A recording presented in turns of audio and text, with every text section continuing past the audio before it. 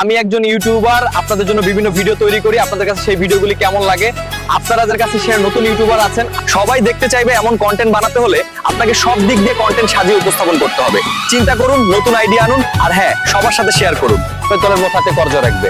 আপনি যে কোনো সোশ্যাল মিডিয়ায় কাজ করেন, তবে কোনটা অভিজ্ঞতা বেশি আছে সেইটাই আপনি এই কাজ করতে পারেন।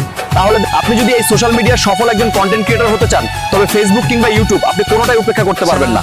সফল হতে হলে সঠিক কৌশল আর ধারাবাহিকতা প্রয়োজন।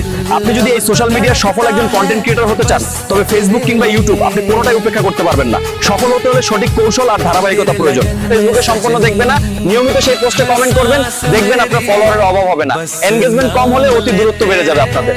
বন্ধুরা সবাই কেমন আছেন? আশা করি ভালো আছেন। আজকের এই সুন্দর সমুদ্রের পাড়ে দাঁড়িয়ে আপনাদের সাথে কিছু কথা শেয়ার করতে চাই। আশা করি আপনাদের ভালো লাগবে। আপনারা যারা কমেন্ট বক্সে কমেন্ট ব্লক খেয়ে ফেলেন, একই কমেন্ট বারবার করবেন না, একটু থেমে থেমে কমেন্ট করার চেষ্টা করবেন সবার পোস্টে। এইভাবে নিয়ম মেনে চললে আর ব্লক খাবেন না। ঠিক বলতে গেলে আমার যে সকল বন্ধুরা অতি শখ করে ফেসবুকে এসেছেন কাজ করার জন্য, আজকের এই ভিডিওটি সেই মানুষদের জন্যই যারা ভিডিও তৈরি করতে পারেন না। আপনারা যারা ফেসবুকে ভিডিও আপলোড করেন, তারা যদি কোয়ালিটির দিকে খেয়াল না রাখেন, তবে ভিউ আসবে না। ভিডিওর কোয়ালিটি অনেক ভালো হতে হবে। কথাগুলি সম্পূর্ণ শুনুন এবং মানুন।